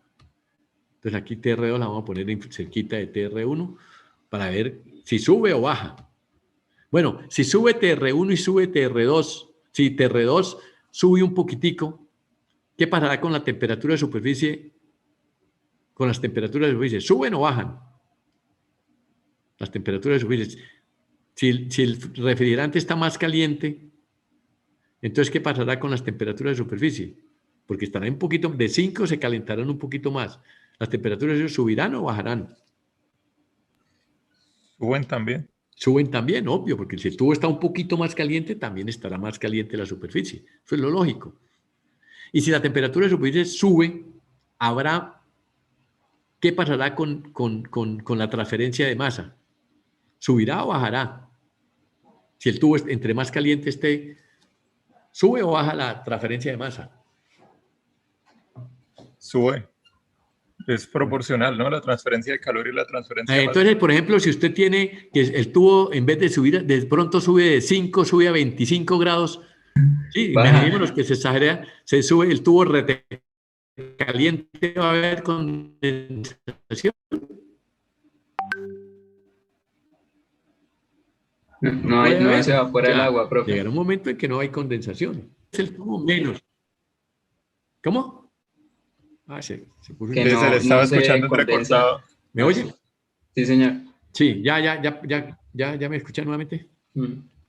Bueno, entonces, yo, de esos análisis, yo veo que si la masa de aire sube con la misma masa de refrigerante y que determina una temperatura, y por el hecho de que aumenta la transferencia de calor un poquito, el calor total sí tiene que subir, pero la temperatura de superficie va a subir, entonces habrá menos calor latente que sensible. O sea, la proporción de calor sensible a calor latente va a afectarse. Sí aumentarán ambas a la vez, pero la proporción tiene que... Habrá más calor sensible que calor latente, entonces la proporción tiene que aumentar en el calor sensible con la masa de aire. ¿Sí o no? Vamos a ver si me equivoco o no me equivoco. No crea que yo soy infalible, pero vamos a ver. Y no, volvemos a hacer otro. Ya los confundí. Entonces, mire que fue cierto lo que yo dije. La proporción de calor sensible aumentó. Aunque el calor total aumentó, mire, 14, ahí tiene que aumentar. 15, 28, aumentó porque entre más aire pongamos más. En todo intercambiador, entre más masa le pongamos, él aumenta. Llegará a un límite, pero siempre aumentará, en absoluto. Pero fíjense ustedes que la temperatura de salida del refrigerante aumentó de 5 a 9,5, de 5 a 9,57, a 9,62, a 9. Si se puso más caliente el tubo, pues tiene que recibir menos calor latente, 6,85. Sí subió, pero sube menos. Él sube, pero no sube tanto como sube el sensible. El sensible subió, el latente subió, pero en proporción, el sensible subió más que el latente. Entonces aquí tenemos que podemos sacar en una proporción mayor, que es lo que me importa a mí, la proporción de calor sensible a calor latente. Entonces yo buscaré, ahora sí, si yo tengo que sacar tanto calor, ese me sirve, ¿sí? Porque esa es la proporción que quiero. Entonces yo tengo que mirar estas dos. ¿Cuánto calor total? Y la proporción, que es lo que me dice, lo que me está requiriendo el sistema. ¿Listo? Entonces, los análisis que hicimos así teóricos, pues nos llevaron a eso, mire, a que si aumento la masa y un poquito, obviamente, que aumenta el coeficiente del aire, la masa del aire, pues la conclusión es más calor total, obvio. De ese calor total, obviamente, la entalpía del aire al revés, mire, sube. ¿Sí? A pesar de que hay más calor total y debería haber una diferencia más grande, aquí sube. ¿Por qué? Porque subió el aire, porque subió la masa de aire. Entonces el producto de H1 por H2, a pesar de que esta diferencia H1 menos H2 es menor, el aumento de la masa de aire hizo que eso se pudiera lograr que el calor total subiera. ¿Sí? Y si sube el calor total, pues tienen que subir ambos, el sensible y el latente suben. Pero a mí me importa la proporción. Yo estoy cuadrando en la proporción. Entonces la proporción tiene que subir porque al aumentar la masa de aire tiene que haber más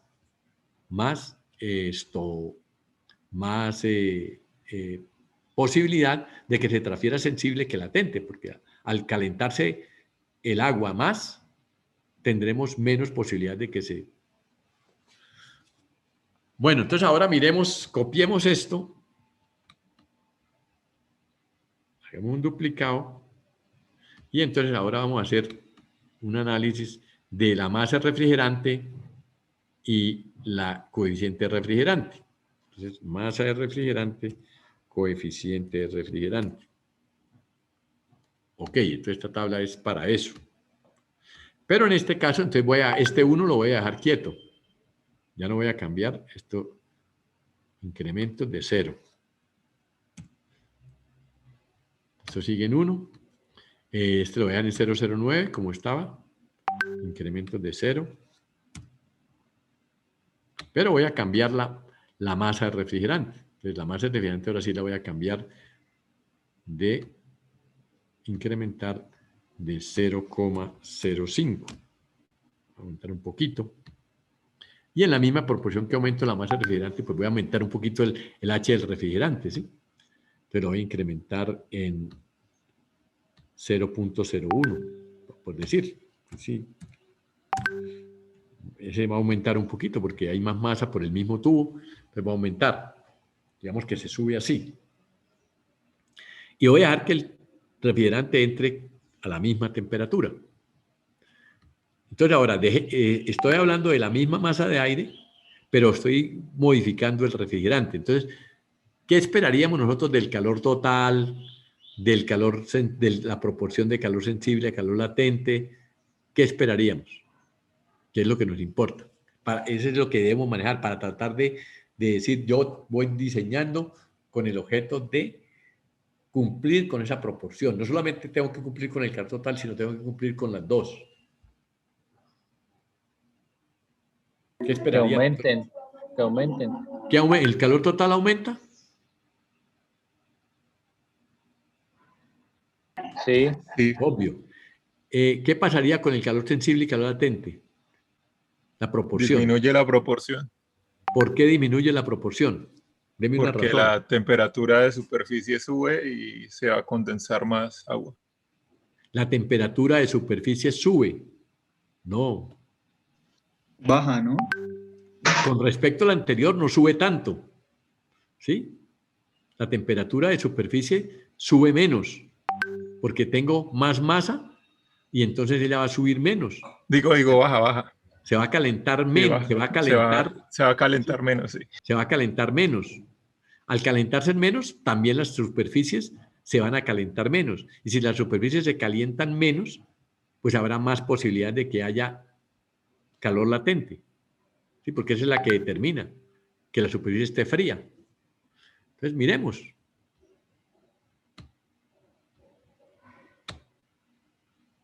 Ya. Vamos a ver si se cumplió. Mira, el calor sensible, ¿qué hizo? Se bajó, mire que sí es cierto. El calor latente subió, el calor sensible subió, pero subió más el latente que el sensible. Entonces, estamos de 1,18 bajamos a 1,12. El calor total también subió, obvio.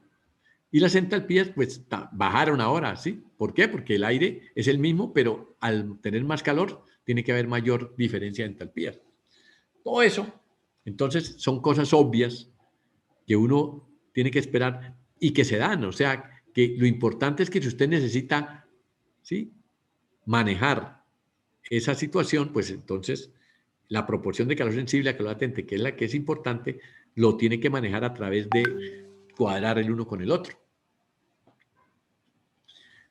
Por último, pues tercera, va a ser un copy, esa sí es la más fácil.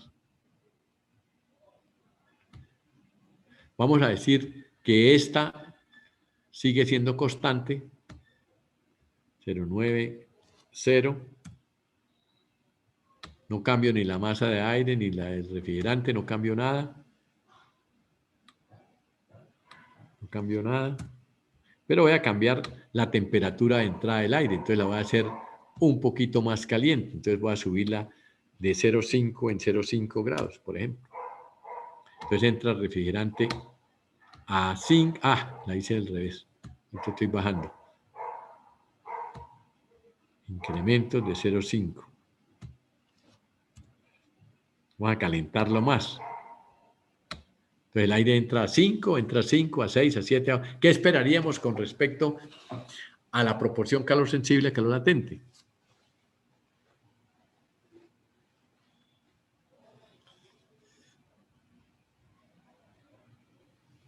Yo creería que sube harto porque el calor latente disminuye.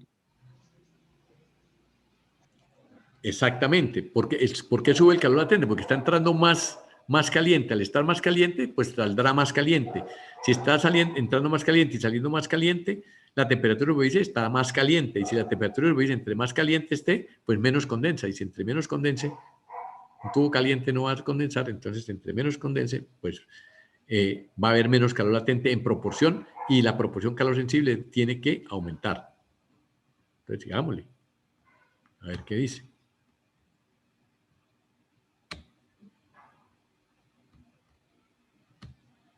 Entonces vemos que efectivamente, ¿sí?, el calor latente ahí sí baja. Baja porque baja. Y bajan ambos porque está más caliente, con menos, ambos bajan. O sea, estoy afectando el calor total que tiene que bajar y la proporción sube, ¿sí? A pesar de que está bajando, la proporción de calor sensible a calor latente sube, porque tenemos una... Y tiene que bajar todo, o sea, porque un refrigerante más caliente, pues tiene que tener menos posibilidades de sacar calor, tanto sensible como latente. Tanto sensible como latente. Por último, entonces, vamos a mirar aquí esto. ¿Qué era lo otro que? Profe, Sí. una duda, Sí. cuando usted nos estaba mencionando que los requerimientos tienen harta humedad, por ejemplo, en una discoteca, ahí la solución sería aumentar la masa de aire, ¿cierto? No, porque ahí pasa lo siguiente, esa pregunta me faltaba explicarla. Resulta y pasa lo siguiente con eso. Eso es un problema grave. ¿Qué pasaría si mi proporción de calor sensible a calor latente se me sube mucho? El problema se agrava. La condición del aire, digamos, es constante. Pero la curva de saturación es esta. ¿Qué necesito yo en lo físico? ¿Qué es lo que pasa en un serpentín? Pues que yo tengo unos tubos que tienen una temperatura de superficie y una masa de aire que tiene una condición de entrada de dry ball 1 y omega 1. O sea, tengo esta condición. Y una temperatura de superficie. Entonces, fíjese usted esta recta. O sea, la temperatura de superficie con respecto a este aire de entrada tiene un problema para hacer línea recta. Mire, esto es posible. Esta temperatura de superficie es posible. Esta temperatura de superficie es posible. Esta temperatura de superficie es posible. Y habrá calor sensible y calor latente. Calor sensible y calor latente. Pero si la proporción de calor sensible a calor latente es mayor que todas estas, mire, el calor latente es muy grande con respecto a este, ¿qué pasa? Que no hay ninguna, en el mundo no hay unidad, ¿sí? Y por lo tanto, no hay temperatura de superficie posible para, la unidad existe, pero no existe una temperatura de superficie posible para sacar esa proporción.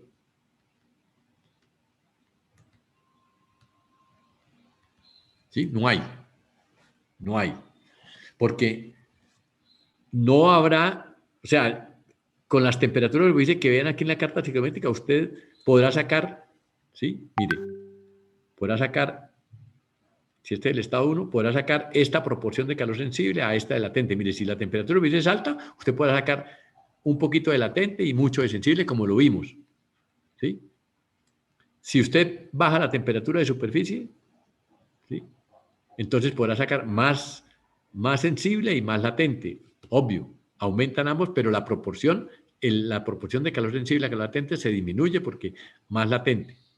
Si usted baja más la temperatura todavía, o sea, al bajar la temperatura, eso es como bajar la temperatura de entrada del refrigerante o subir la temperatura de entrada del refrigerante, que ya lo vimos. Llegará un momento en que si usted pone una temperatura demasiado baja, ¿sí?, por más de que la ponga baja, él no mejorará.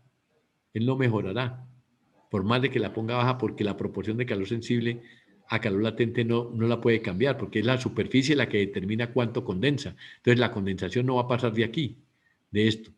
Y sí, usted está requiriendo una proporción más grande. O sea, la calor sensible y calor latente de su sistema ya es más grande. Digamos, pongámoslo aquí, que el límite es, digamos, 4 unidades de calor latente y 6 unidades de calor sensible. ¿Sí? El límite de la unidad. Aquí está la unidad manejadora. Pero el sistema le está pidiendo 8 y 6. 8 de latente y 6 de sensible. Él nunca será capaz de sacar. Lo máximo que puede sacar es 4 y 6. Pero la proporción 8 a 6 no la puede sacar. Entonces, es imposible. ¿Cuál es la solución? ¿Cuál es la solución para esos problemas? ¿Qué se les ocurre a ustedes? A ver, ingenieros. ¿Qué harían ustedes? Cambiar la unidad. No le digo que no existe unidad que sea capaz de hacer eso. Poner más de una. Lo mismo. Usted había dicho que aumentar el calor sensible, creo. ¿Qué? ¿Aumentar el calor sensible? Yo había dicho ya, mire, ya le había dicho la solución. Sí, ya le había dicho que meterle un ducto con aire caliente. Entonces aquí lo que toca es, si yo tengo 8 latentes y 6 sensibles, me toca aumentar la proporción, poner aquí otros 6 mentirosos sensibles, poner una resistencia eléctrica aquí, poner otros 6 mentirosos para poner que la relación entonces ahora pasa de 6 a 8 tenía 0. Bueno, ¿cuánto es? 8 por 7, 56, 0,70 y pico. Ahora tengo 12 sobre 8, sensible a latente. Entonces te valdrá paso de 0,7 a 1,5.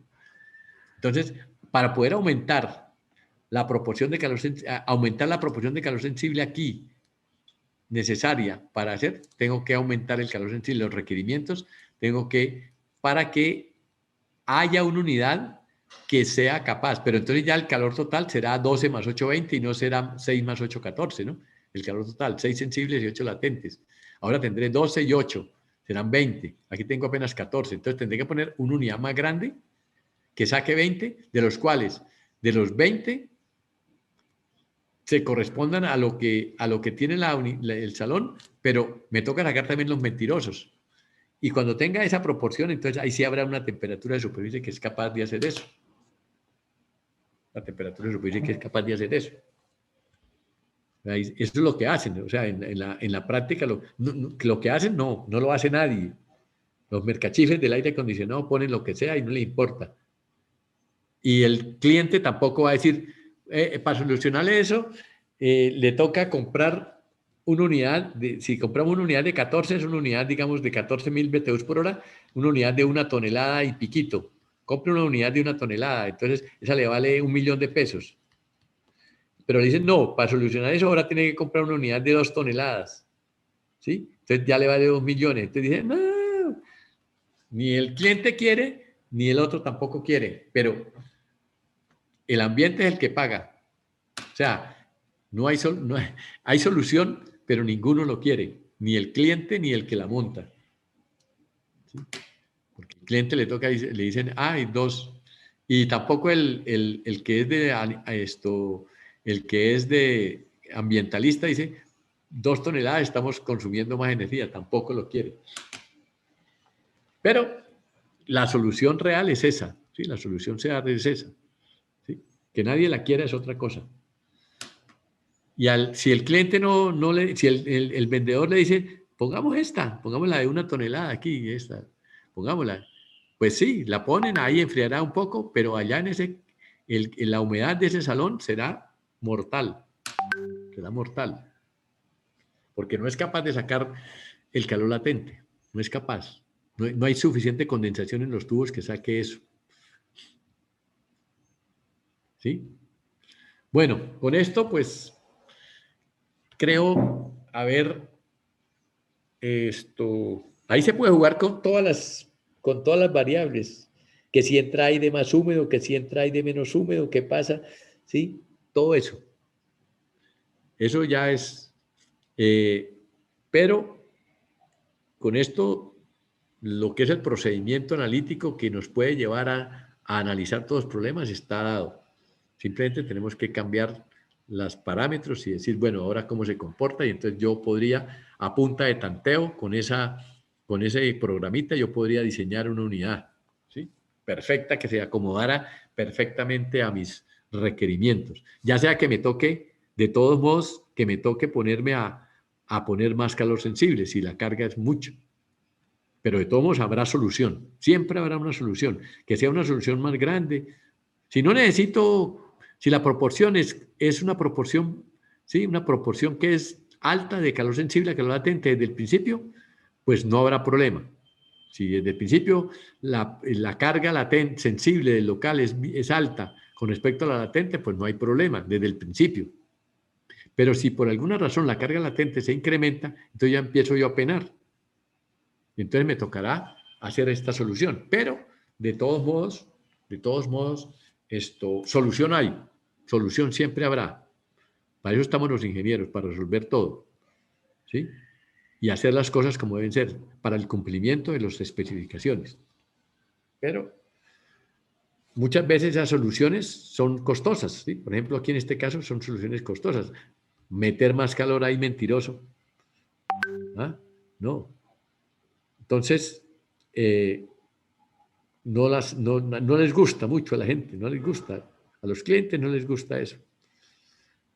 Bueno, entonces con esto creo que ha terminado, digamos, cubierto así ampliamente, tratando de no solamente analizar las partes analíticas, no es solamente lo analítico, es también lo práctico, ¿sí? Que ustedes no, esto de ser ingeniero no es solamente resolver ecuaciones, sino también es, digamos, derivar en abstracto, como llaman, como decía un científico chileno que vino allá a la UIS, derivar en abstracto. Uno tiene que ser capaz de derivar en abstracto. Y así podemos desempeñarnos mejor, porque no todas las veces tenemos oportunidades de hacer el cálculo. Ingeniero, hágame esto. Espera antico que voy a hacer el modelo. Y entonces pasan una semana y ¿qué pasó? Cuando llega la semana y usted no ha tenido el modelo y no le llega la carta de renuncia. No, usted dice, ingeniero, ¿qué hacemos aquí, papá? No, hagamos esto, porque usted tiene, allá en su interior, tiene estos análisis, es capaz de hacerlos en abstracto. Entonces, esta sería digamos, hasta aquí, todo lo que tiene que ver con transferencia latente y sensible de torres y unidades manejadoras. Y ya pasamos a otro tema. Simplemente, pues ya se nos va a acabar la hora, pues vamos a enunciarlo. El próximo tema tiene que ver con la energía solar.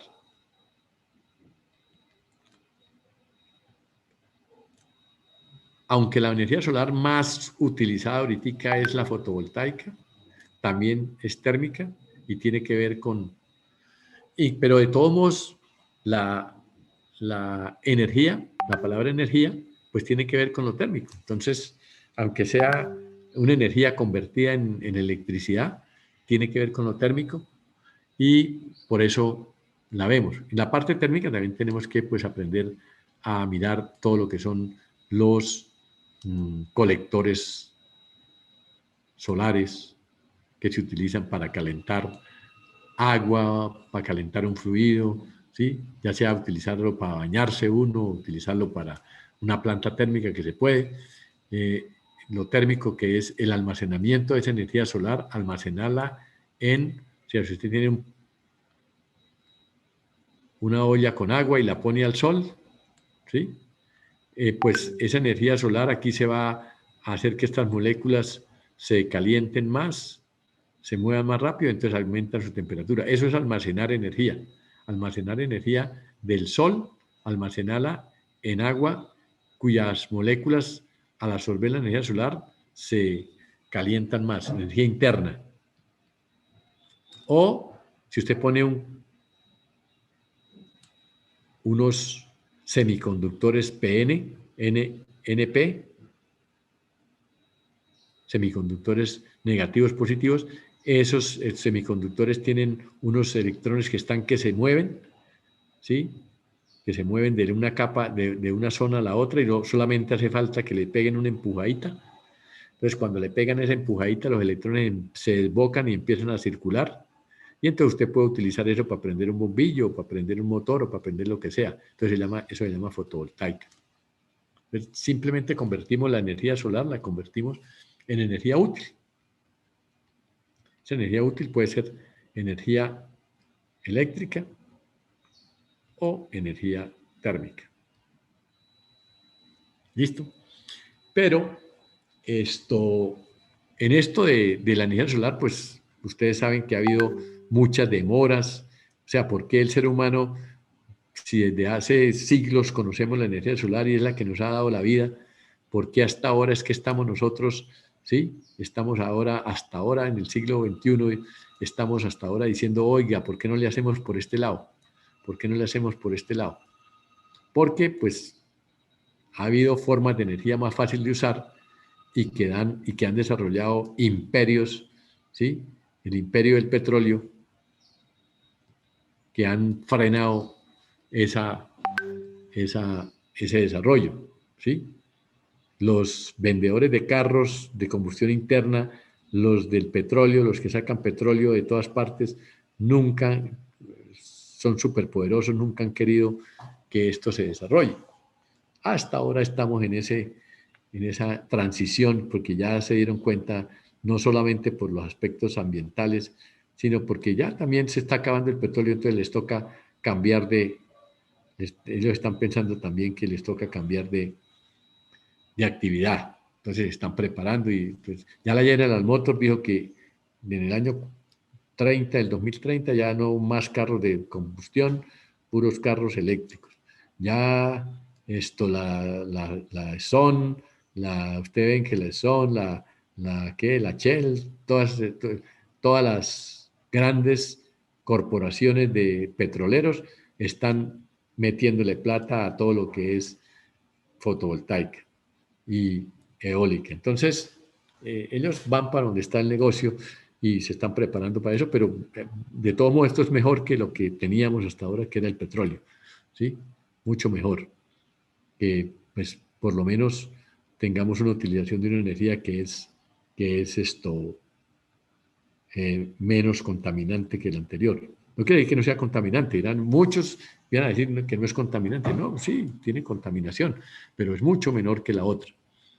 Entonces, ¿por qué? Decíamos, ¿por qué no hemos? Por esa razón, ¿sí? Por esa razón. Aunque habían ambientalistas que tenían ambiciones de que eso se desarrollara desde antes.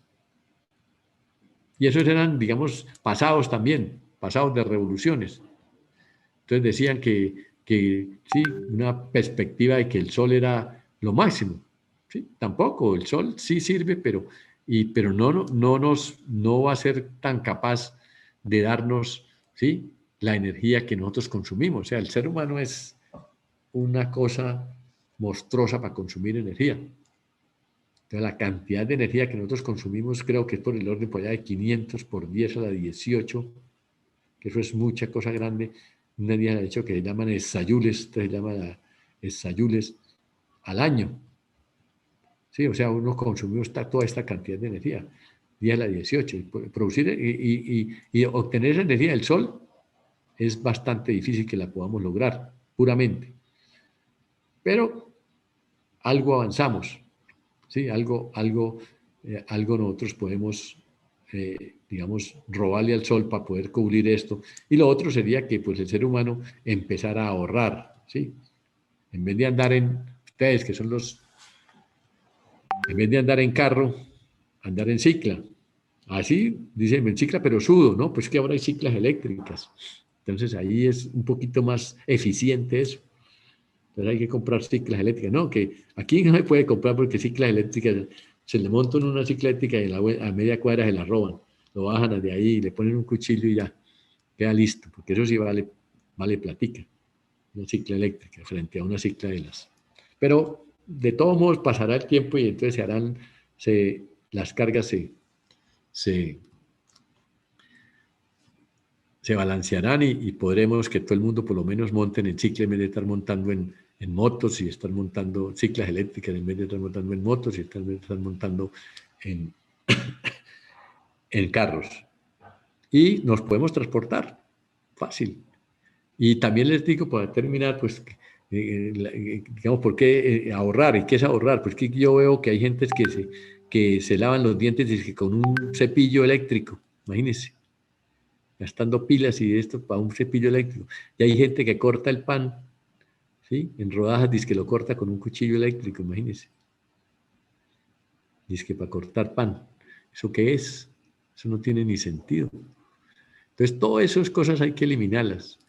Y verá que el sol nos alcanzará para todas las otras, para las cosas normales que necesitamos, para la producción, para que haya empleo, nos alcanzará. ¿Por qué? Porque es que, digamos, el sol tiene una limitante, ¿sí?, que su densidad de energía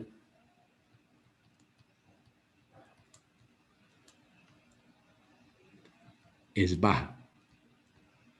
Cuando hablamos de densidad, pues es que uno maneja, ustedes, o sea, los términos absolutos y los términos relativos a veces los confunden a la gente. Densidad es una cuestión relativa, entonces, pero lo relativo no quiere decir que lo absoluto no pueda llegar a ser grande, porque usted tiene una cosa que habla de 5 vatios por metro cuadrado o 500 o 50 vatios por metro cuadrado, no quiere decir que usted no pueda obtener, ¿sí?, 50.000 vatios de potencia o 500.000 o 500 millones.